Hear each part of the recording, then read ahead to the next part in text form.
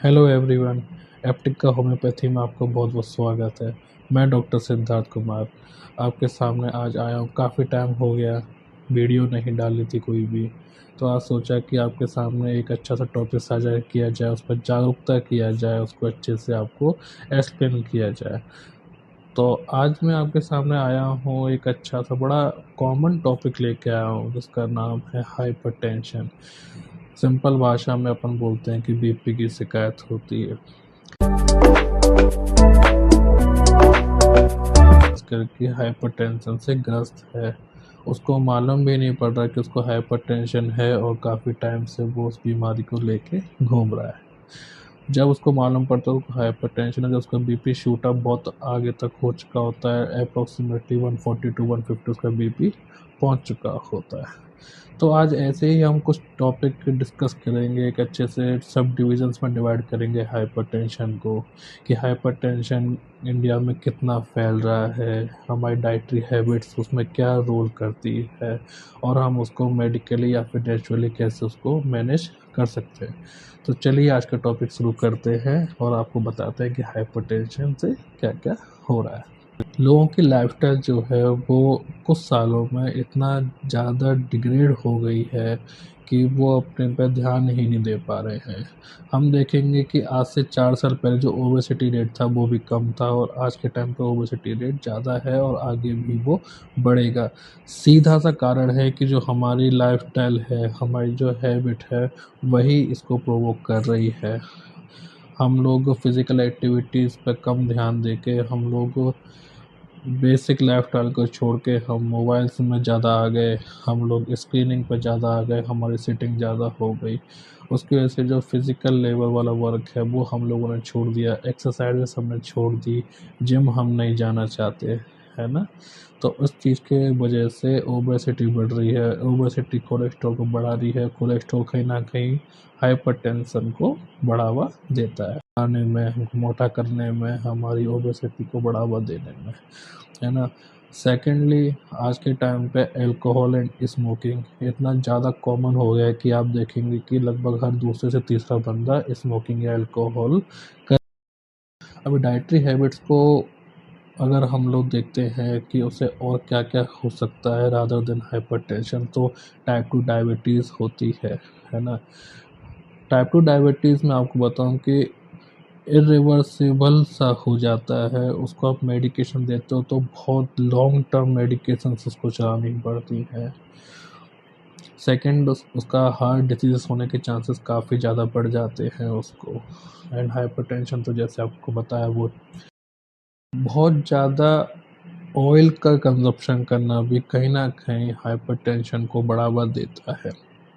अभी हमारे यहाँ क्या होता है ना कि एक बड़ी अच्छी बात फैली है मार्केट में कि हम लोग ऑलिव ऑयल में खाना बनाते हैं, ऑलिव ऑयल में पूड़ियाँ सेकते हैं, ऑलिव ऑयल में भटूरे बना रहे हैं। ऑलिव ऑयल कंजप्शन करना अच्छा होता है ना। नो डाउट अच्छा होता है, लेकिन हम लोगों ने ये नहीं समझा कि बेसिकली ऑलिव ऑयल है क्या, उसको खाना कैसे है, उसका कंजप्शन करना कैसे है। ऑलिव ऑयल सिर्फ एक्स्ट्रा वर्जिन ऑलिव ऑयल ही होता है, उसमें कभी धुआं नहीं निकाला जाता, उसका बॉइलिंग पॉइंट बहुत कम होता है। ऑलिव ऑयल बहुत जल्दी गर्म होता है, बहुत जल्दी धुआं देता है। हमको क्या करना होता है, ऑलिव ऑयल को सिर्फ ड्रेसिंग्स में इस्तेमाल करना होता है, उसको पूड़ियाँ नहीं सेकनी है, उसके भटूरे नहीं बनाने हैं, ठीक है। ऑलिव ऑयल को सिर्फ ड्रेसिंग करो। उसमें अगर धुआं निकला ना ऑलिव ऑयल में, तो वो सिर्फ कार्सिनोजन फैक्टर्स को बढ़ावा देता है, और कार्सिनोजन फैक्टर्स अल्टीमेटली आपके हार्ट को, आपकी बॉडी को और कैंसर बनाने में बहुत बड़ा योगदान है। तो ऑलिव ऑयल अच्छा है, लेकिन कैसे उसको इस्तेमाल करना है वो आपको सीख। अब हाइपरटेंशन का पेशेंट होता है ना, तो उसको बेसिकली फ्रूट्स बहुत अच्छा रहता है, फ्रूट्स खाए वो, ठीक है। प्रोटीन की चीज़ें खाएं ज़्यादा से ज़्यादा। प्रोटीन की चीज़ें मैं क्यों बोलता हूँ, क्योंकि है ना, प्रोटीन की चीज़ें जब पेशेंट्स खाएंगे तो उससे क्या होता है, उनका एक तो वेट लॉस में बहुत ज़्यादा फ़र्क आता है ना। वेट लॉस होगा, अल्टीमेटली ओबेसिटी कम होगी, अल्टीमेटली उसका जो लिपिड प्रोफाइल है वो सही होगा। एंड सेकेंडली, जब ये सब चीज़ें ठीक हो जाएंगी तो बीपी कम हो जाएगा। अभी बेसिकली क्या होता है ना, देखो हम लोग है ना बीपी को बहुत नॉर्मल लेके चलते हैं कि ठीक है हो गया, अभी ज़्यादा नहीं। हम किसी भी डॉक्टर पे जाते हैं तो वो क्या करता है कि है ना बीपी की गोली चलाता है। उसको पूछा जाए अगर कि है ना बीपी गोली में कब तक खानी है, क्या करना है ना, क्या ये सही होगा, तो उनका जवाब सिंपल सा क्या होता है कि सर ये तो आपको है ना लेना पड़ेगा, ये ज़िंदगी भर का आपको लेना पड़ेगा, आजीवन इसकी दवाइयाँ चलेंगी।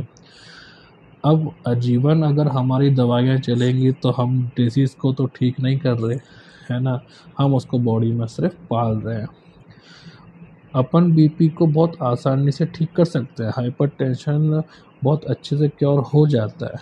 अपन डाइटरी रेगुलेट करें अगर अच्छे से, हम खान-पान अपना ठीक करें, हम फ्रूट्स खाएँ, लीफ़ी वेजिटेबल खाएँ, प्लस हम लोग है ना प्रोटीन डाइट अच्छे से लें, हम एक्सरसाइज करें, हम हर चीज़ रेगुलेट करके चलें, हम ऑयल कौन-सा यूज़ कर रहे हैं वो भी देखें, तो बीपी ठीक हो जाता है। अब अगर ऑयल की बात करते हैं ना अपन तो मैं पर्सनली सजेस्ट करता हूँ कि आप ऑयल में सिर्फ़ एनिमल बेस्ड ऑयल लीजिए, जैसे कि बटर हो गया, सेकंड आपका घी हो गया। घी बहुत अच्छा होता है कि आपका है ना वेट लॉस भी कराता है, आपकी बॉडी में चिकनाई भी रखता है, आपके कॉन्स्टिपेशन भी अच्छा रखता है। सेकेंडली आपकी जो आर्थराइटिस है उसमें भी बहुत अच्छा फ़ायदा करता है। तो आप घी का इस्तेमाल करिए, ज़्यादा से ज़्यादा हो सकता है तो घी यूज़ करिए, नहीं तो बटर यूज़ करिए, एनिमल सोर्स ऑफ ऑयल ही इस्तेमाल करिए, वही आपको लॉन्ग टर्म फ़ायदा देगा। आपको क्या करना है, कोलेस्ट्रॉल को कम करना है। बेसिकली मैंने अपनी क्लिनिकल प्रैक्टिस में जो देखा वो ये था कि मैक्सिमम पेशेंट जो थे वो उनको उनके लिपिड प्रोफाइल में कोलेस्ट्रॉल हाई था, एलडीएल हाई था, वीएलडीएल हाई था, टोटल कोलेस्ट्रॉल भी उसका हाई निकला। जब मैंने देखा तो कम से कम 10 पेशेंट्स का मैं लिपिड प्रोफाइल कराया बीपी वालों के, तो 8 लोगों में ऐसा हुआ है कि उनका कोलेस्ट्रॉल हाई निकला। हाई कोलेस्ट्रॉल अगर होता है पेशेंट को, अगर हम आर्टरी है, ठीक है, तो इसमें अगर कोलेस्ट्रॉल जमता है, ठीक है, पतली हो जाएगी। किसी भी पाइप को अगर हम पतला कर देते हैं तो अल्टीमेटली धार उसकी तेज जाती है। सेम हमारी बॉडी में होता है, ठीक है, वो खून तेज़ी से जा रहा है, तो वो खून तेज कर रहा है कोलेस्ट्रॉल। अब हम क्या करते हैं, उस खून को पतला करने के लिए इकोस्प्रिन ले रहे हैं, एस्पिरिन्स की टैबलेट ले रहे हैं, कुछ ना कुछ वो कर रहे हैं। ऐसा नहीं करना होता। अपन कॉज़ को ठीक करेंगे ना, अपन कॉज़ ठीक होगा तभी तो बीपी का पेशेंट ठीक होगा। तो बीपी का पेशेंट ठीक करने के लिए अपने को कोलेस्ट्रॉल हटाना है। कोलेस्ट्रॉल हट जाएगा, बीपी ठीक हो जाएगा, है ना? मेरे बहुत सारे पेशेंट बीपी के सही हो गए क्योंकि उनका कोलेस्ट्रॉल ठीक हो गया। अदर फैक्टर्स आ जाते हैं, कोलेस्ट्रॉल नहीं है अभी पेशेंट को, ठीक है, अभी अभी उस पेशेंट को हमने एग्जामिन किया, केस टेकिंग ली, हिस्ट्री ली, सब कुछ लिया उसका, तो एक्सेसिव स्ट्रेस उसकी बॉडी में, इंसोम्नियक पेशेंट है, सो नहीं पा रहा बेचारा, ठीक है, तो इन चीज़ों से भी बीपी बढ़ रहा है अपना, सो नहीं पा रहा, स्ट्रेस है, कोई भी दिक्कत हो सकती है उसके ज़िंदगी में जो उसको स्ट्रेस दे रही है, कैसी वर्कलोड हो सकता है उसका, है ना? जब वर्कलोड होता है बॉडी अल्टीमेटली शुगर प्रोडक्शन बढ़ाती है बॉडी में, तो कोलेस्ट्रॉल बढ़ाती है वो भी, है ना? तो अल्टीमेटली जो उसका स्ट्रेस आ रहा है ना वो उसका बीपी भी बढ़ाता है। कंसल्टेंसी कर सकता है पेशेंट, अपनी बातों को बाहर बता सकता है, डॉक्टर को बता सकता है, शेयर करेगा बातों को, मेंटली वो हल्का होगा, अल्टीमेटली उसका बीपी भी ठीक होगा, रेगुलेट होगा। अगर हम मैनेजमेंट की बात करते हैं, ठीक है, तो बीपी का सिंपल सा यही है कि तो डाइटरी सुधारो, है ना, खाना पीना ठीक करो।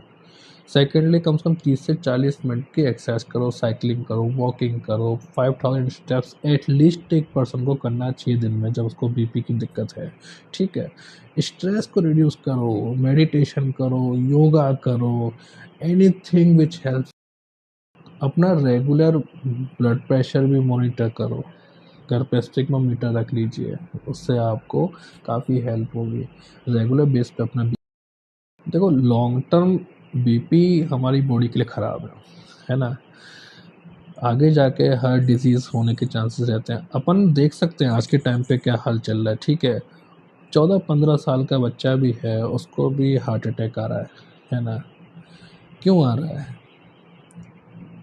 अपन प्राइमरी मान सकते हैं कोरोना वैक्सीन को, ठीक है। सेकेंडली जो हम जानते हैं उसकी डाइटरी हैबिट्स कैसी है, कैसा स्ट्रेस में आजकल बच्चे स्ट्रेस में आ चुके हैं, मतलब है ना, छोटी छोटी बातों पर तनाव हो जा रहे हैं, बच्चे लड़ने को तैयार हैं आज के टाइम में, तो बहुत छोटी बातों पे वो स्ट्रेस ले रहे हैं, वो मैनेज करना। होम्योपैथी मेडिसिन बहुत अच्छा रोल करती हैं अपने बीपी को सुधारने में, ठीक है। जो मैं कॉमनली प्रिस्क्राइब करता हूँ अपने पेशेंट्स को बीपी में, तो पहली होती है रोबोल्फिया, ठीक है, सेकंड क्रेटेगस, थर्ड कार्डोस्मेरिनस, गोटेरिया गोमेरी। तो ये मैं बहुत कॉमनली प्रिस्क्राइब करता हूँ अपने पेशेंट्स को, बट आप बिना सलाह के ये दवाइयाँ प्लीज़ मत लीजिएगा। अपने किसी भी होम्योपैथिक कंसल्टेंट को आप एक बार पूछिए, उसको बताइए, केस टेकिंग कराइए, अपनी बातें सब रखिए उस पे, तब जाके आपके लिए वो बहुत अच्छी एक कॉमन मेडिसिन निकाल के देंगे, आपकी जो कॉन्स्टिट्यूशन पे वर्क करेगी। उस मेडिसिन को आप लीजिए, उस आपका बीपी भी ठीक होगा, आपकी लाइफस्टाइल भी वो ठीक करेंगे, है ना? सब चीज़ें आपको बताई जाएँगी, उस बेस पे आप चलेंगे तो आपका BP, hypertension, heart disease and other all symptoms को कवर करते हुए आपको एक परफेक्ट हेल्दी ह्यूमन बीइंग के तौर पे बनाया जाए। क्योंकि अगर इस शरीर में बीमारी रहेगी तो बहुत दिक्कत होती है ना? तो मैं आशा करता हूँ कि ये वीडियो आपको इन्फॉर्मेटिव लगी हो, अच्छी लगी। अगर कुछ सुधार करना हो तो प्लीज़ मेरे कमेंट बॉक्स में आप अपनी राय दे सकते हो। अच्छी लगी हो, आपके साथ में किसी को हाइपरटेंशन की दिक्कत है तो उसको आप प्लीज़ शेयर करके बता सकते हो, क्या कर सकते हो। मैं अपना कॉन्टैक्ट नंबर भी डाल दूँगा वीडियो में, आप मुझसे भी डायरेक्ट बात कर सकते हो। अपना एड्रेस दे दूँगा, अगर मेरे को क्लिनिक पे आपको कभी मीट करना हो तो आप मेरे क्लिनिक पर कभी भी आ सकते हो। मेरा टाइम सुबह 10 से 2 रहता है, शाम को 4 से 8 रहता है, मंगलवार को मेरा ऑफ रहता है। तो इस बीच में आप कभी भी मुझसे बात कर सकते हो। ओके,